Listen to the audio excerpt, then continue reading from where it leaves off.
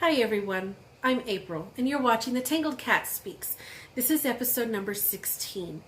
I'm a little bummed today, not crazy, but just a little.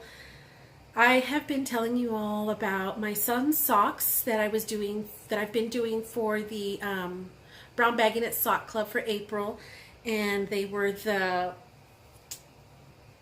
sunset socks. It was a gradient that I had done. It's kind of hard to see now because it's in a ball now, not the beautiful cake that it was, because I had knit. The last time I showed you, I was about this far and I had cut in the afterthought heel. And I was a little past that, and then I was going to continue on after I had him try on the afterthought heel.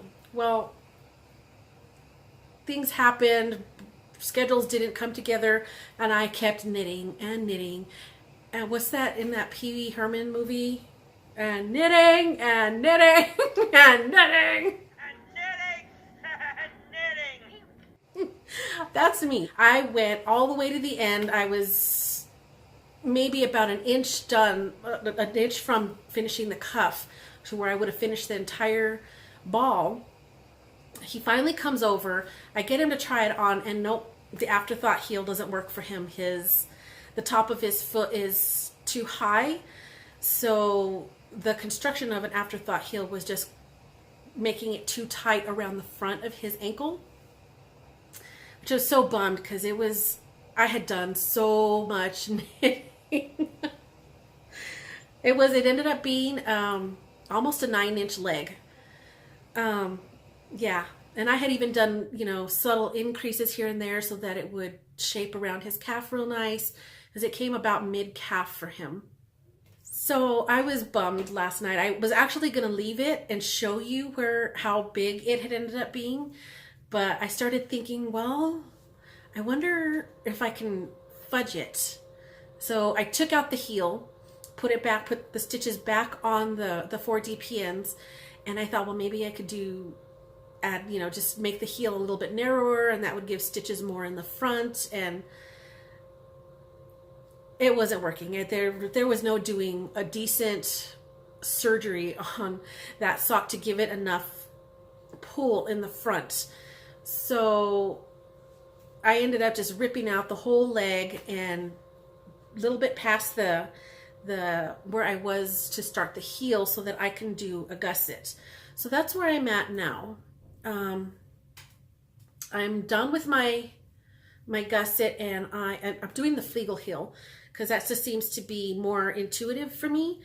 But I think that I'm not going to, I can't decide if I want to do the Flegel heel, the heel turn itself in the contrasting yarn that I have, or if I just want to continue all the way up with the same yarn and only have contrasting toes.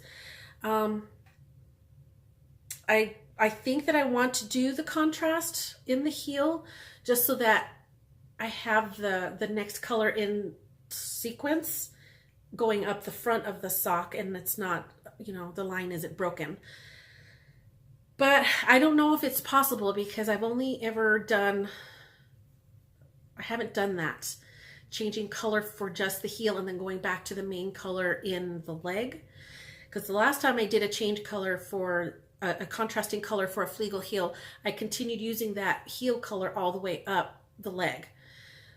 So I don't know. I'm going to have to play with it. I have no idea if that's going to work, but it's definitely going to fit better regardless of which way I end up doing it as far as color.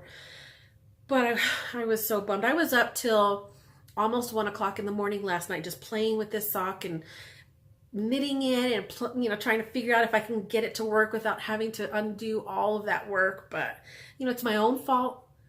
It's all me. Like I said, I just kept going. I was just bound and determined to see all of the colors knit up in transition, and it ends up being, I didn't think so, but these color changes are some of them are so subtle that when they were in the cake I didn't notice them, but it ends up being 12 different colors. So it was just so addicting and so pretty to knit up. So here we go. I'm going to do it again, and then I'm going to work on the second one, but at least now I know what works and what doesn't work. I enjoy doing the cutting and using the Kirby Werby technique for cutting in that afterthought heel. It was really enjoyable working that. It was easy. It was very straightforward. It was really kind of exciting to know that you're going to snip your yarn and everything's going to be fine. But in general, I don't think that I'm going to use the afterthought heel again, just because the construction just doesn't work on the feet that I'm knitting for. So, and I mostly make toe up socks, and I don't like the patterns that I've seen for the gusset and heel flap for toe up. If I'm going to go cuff down, I'll probably use a traditional gusset and heel flap, especially if it's for myself, because that is my favorite fit. I think it's fun to work short row heels. I really like doing those. However, for a more snug to my body type of fit, it's the heel flap and gusset if I'm going cuff down. But the instructions for the gusset and the heel flap from toe up are a little bit odd to me, and I just can't seem to get the flow of it. So that's why I keep going. Whenever I do toe up, I keep going back to this Flegel heel. It just seems easier to me, and it does fit really well. I've done a few socks with that construction before, so that's what I'm going to do. Just like I said, I'm just debating whether or not I'm going to change when I get, I'm almost there when I get to turning the heel. So the back of the heel may or may not have this mermaid color in there, but we shall see. So I'm a little bit bummed about that, but that's okay. I like knitting and I like my son. So I'm going to work on that. But they're not as far along as I had hoped. So some of the other things that I've been working on, I told you about the Turbulence shawl by Josh Reichs-Rabinski, the MCal that I'm way behind on because it's already done, and I just finished, no, I didn't. I'm about halfway through Clue 2, that's the back. I'm about halfway through Clue 2. The last time I showed it, I had only done this long section here. It's all kind of curly on my needle. So what I've done, what I've worked on since then has been this chevron section here, and it is really, really fun. It's just, I haven't really had a whole lot of time because I was so focused on those socks. So, but it's really fun. I'm about to do a color change. I think I'm going to start striping. I'm not positive, but I think I am going to start striping some colors next. But it's going to continue in that chevron thing. So, I'm just super excited. I am so loving these colors. I can't get over it. Cannot. So there's that. I'm still slowly but surely working on that. And I was really tempted. He was just on Instagram and posted a work in progress for a shawl that he's designing, and then he was like, well, hit me up if you want to be a test knitter. And I was like, yes, I want to so bad. I really, really do. I love his work so much, but I don't know. There's always something going on in my world, and I don't know that I can keep up with the deadlines of a test knit. So, you know, out of respect for him, I'm not gonna ask to participate, even though I really, really want to. But I know just from the pictures that he's already posted, I know that I will be knitting it at some point. But I just don't have the time to get a test knit done. But oh my goodness, I was so tempted. I even went into my closet and I started looking at color combinations and what would work and what may not work. And I was just, it was there. I was tempted to just message him and be like, yes, I would love to test knit for you, Josh.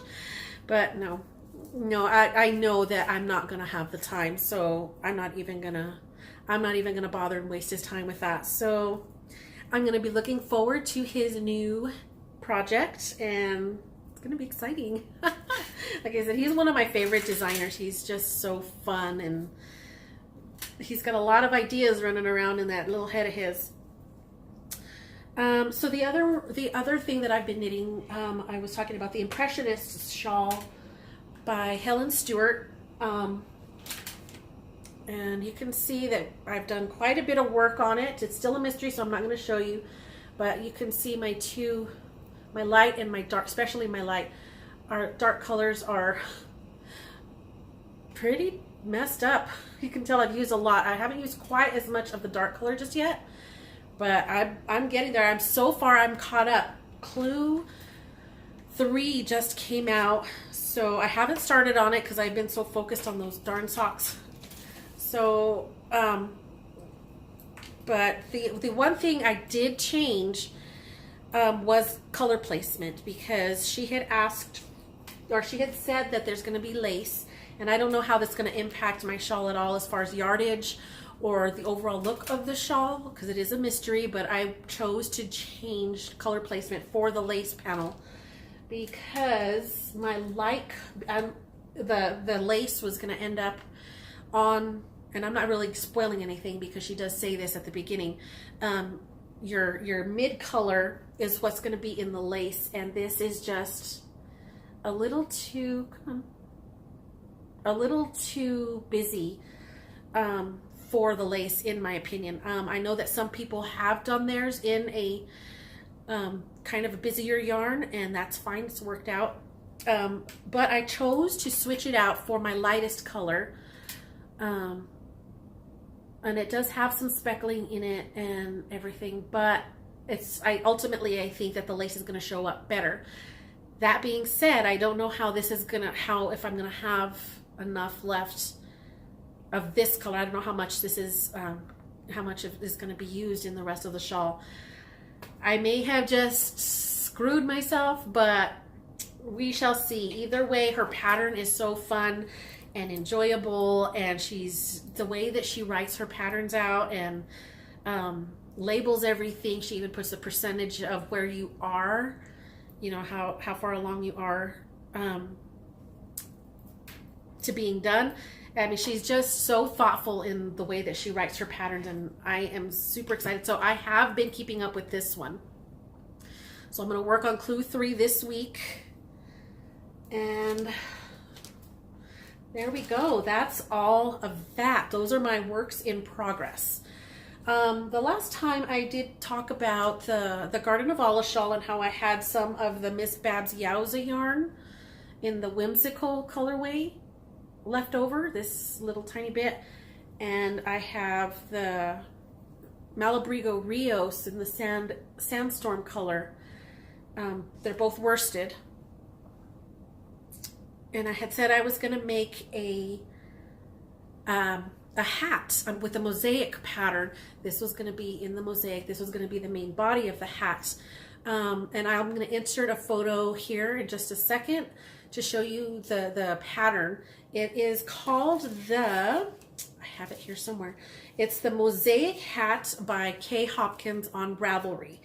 And it's knit on a 5mm. And I was so happy I found my 16-inch circulars. These are bamboo. So I'm super excited. And I got my pom-pom in. I had told you I ordered a blush pink faux fur pom-pom off of Etsy, and it came in. Ooh, wee. I love it. I don't know how this is going to look. I'm not generally, I wouldn't call myself a hat person, much less a pom-pom person. I don't know, but I just thought that these two are going to go together perfectly, because this is only a complement color. It's not going to be the focus of it's not the main color. So it's just going to be a little pop at the top, a little pop in the middle. Mostly it's going to be this darkish color. So, oh my God. Look at that combination. I'm so happy. Now, where I got this is off of Etsy, and it was called Snowflake Crochets. And she's got several different pom-poms all there on there. Several different, she has, I think, listed large, mediums, and smalls. I believe that I got the 5-inch, and I can't remember if that's the medium or the large. But I love it. I just want to wiggle it. So, but she's got quite a few on there, and I think she's got other things other than just pom-poms. I just want to pet it, and I want to wiggle it, and oh, look at this. So nice. So I'm so happy. So go ahead and take a look there at Snowflake Crochets on Etsy. What else? I got something else from Etsy too. This is a needle case. I think it's more for hand sewing, but it's like more like a book. And this I got off of Threads of Magic, also on Etsy. And her fabric is so pretty. It's called Hometown, and she's got hummingbirds and fence posts and flowers. It does like the bicycle wheel. It does look like maybe something Norman Rockwell kind of.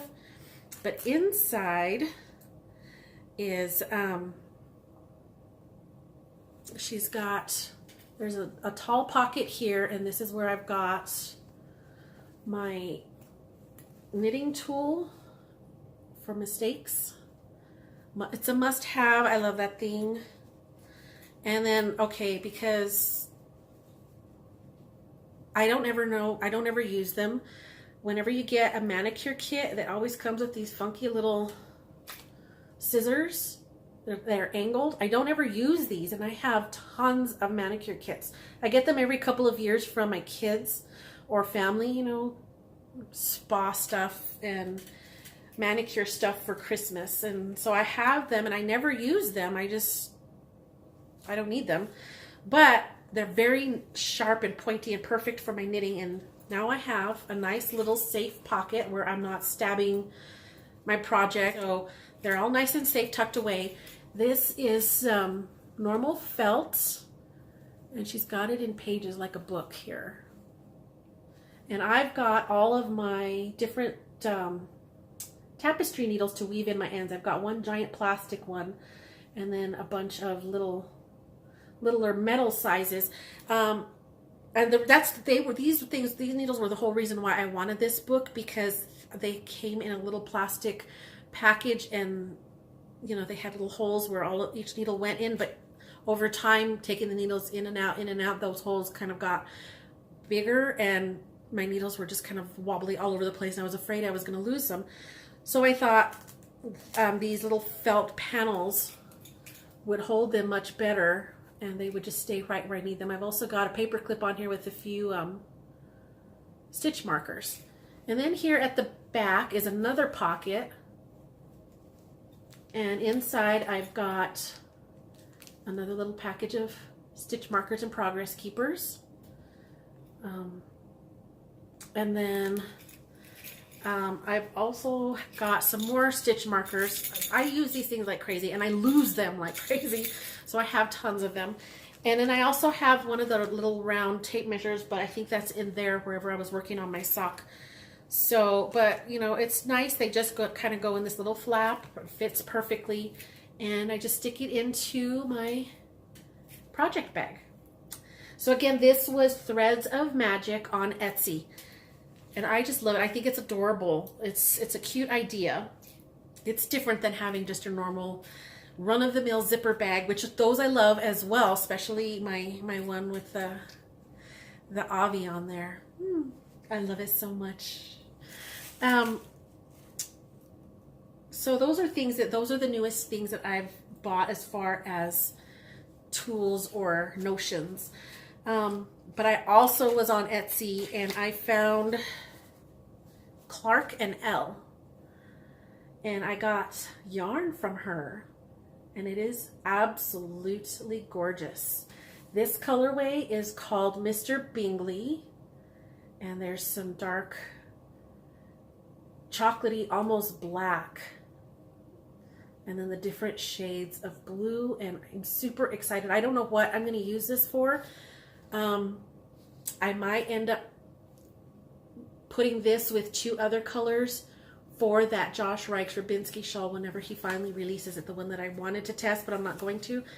I think this might be part of that because I'm excited to use this. It's so pretty and it's so soft. It's an MCN, an 80-10-10 MCN, 535 yards for 100 grams. Super exciting. So let me show you. She's got her Etsy name on there and her Facebook and Instagram. Super excited. She had another one similar to this on there that had just sold out, I think. But it was similar to this, but it was more purples rather than blue. That one was beautiful too, but that one had just sold out. So I was like, ah, curses. I almost had it. And then.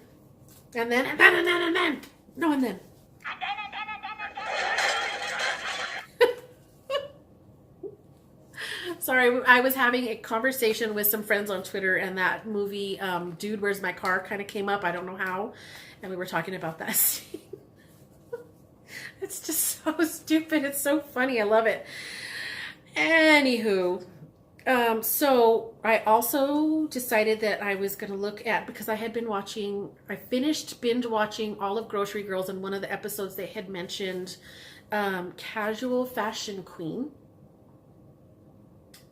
Face is not letting it focus. And I got 2 skeins of yarn from her.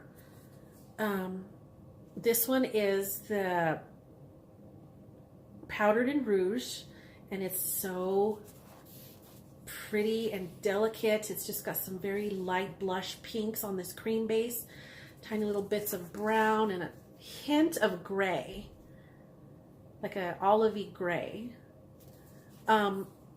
Tiny speckles, itty bitty, itty bitty.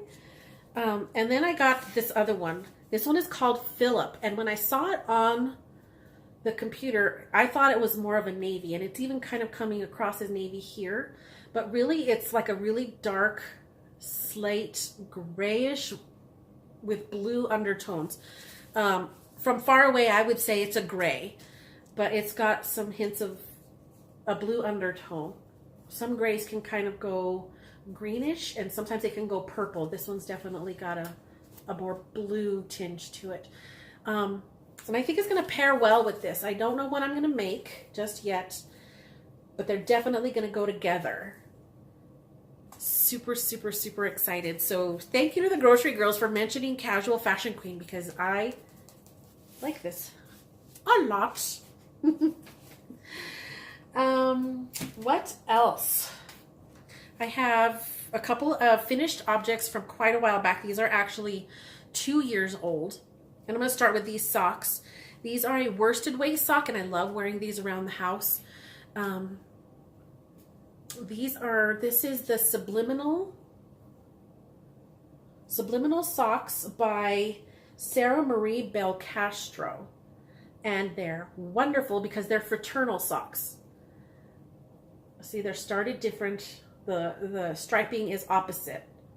They are a short row heel, but for some reason in this worsted, it just seems to fit me okay.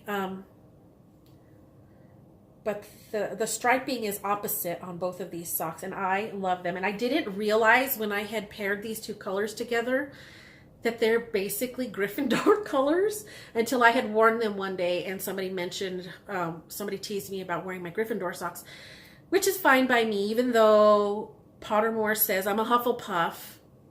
I got Gryffindor socks. These are made with 3 Irish girls, and I don't know if they carry this anymore, but it's a worsted weight called Glenhaven, and it's a cashmere merino blend. The gold color is called Ladies Who Lunch, and I don't know why they named it that, but it's pretty cool. It looks very similar to the Guinness color that I'm using for this. It's very similar, but it's more orangey. This is their Guinness colorway. And this is the Ladies Who Lunch. And then this rusty color is called, it's the same yarn, but it's called Cognac. And I guess you could see that if you were to hold up a a tumbler of cognac to the light, and you would see the pretty rusty reds and browns in there. So I'm loving it, and I just have a thing. I had a thing recently where I wanted everything gold and rust, and I'm not an orangey person, but for some reason these colors just spoke to me.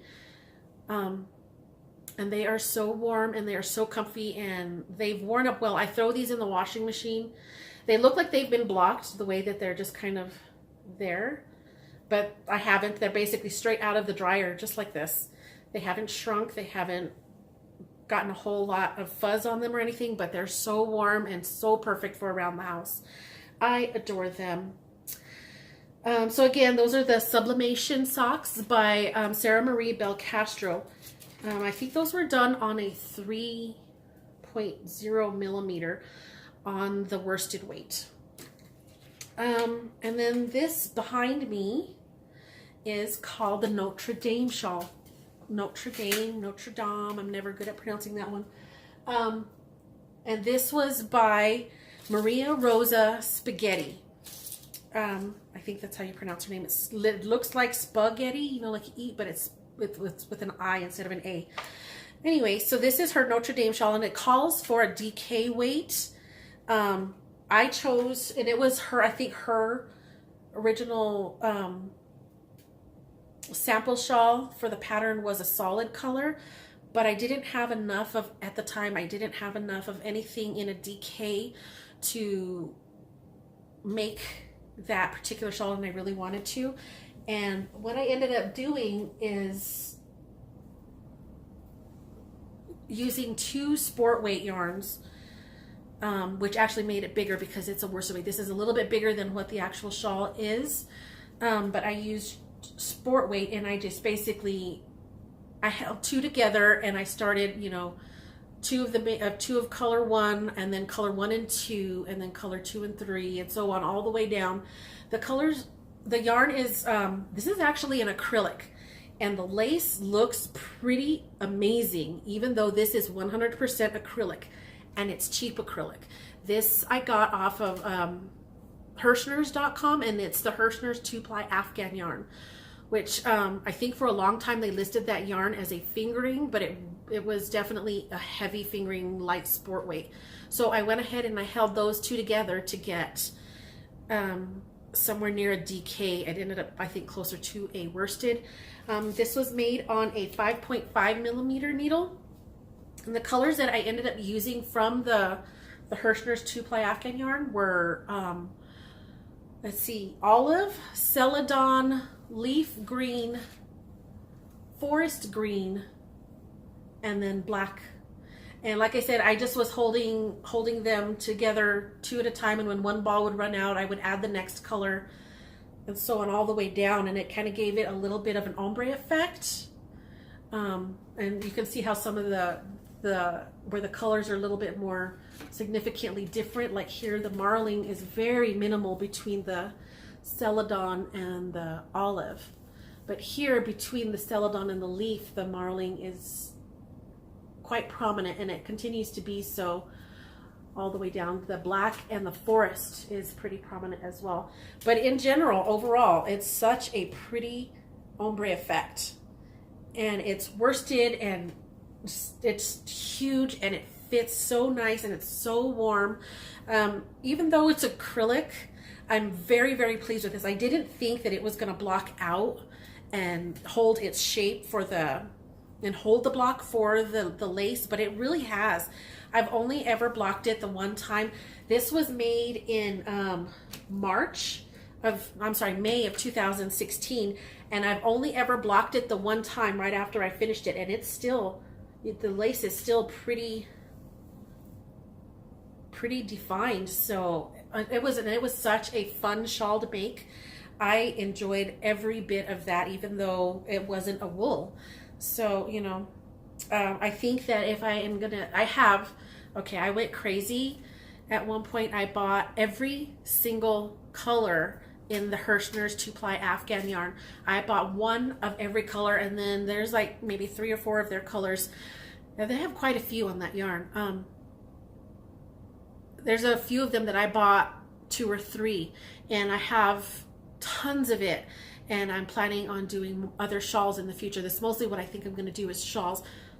And I think some of them may actually even have lace in them, because now that I know that the lace is going to be fine, and I didn't do anything other than I wet blocked it just the same way that I did with, like I would with wool. I soaked it in the bath, in the wool wash. Even though it's acrylic, I soaked it in wool wash.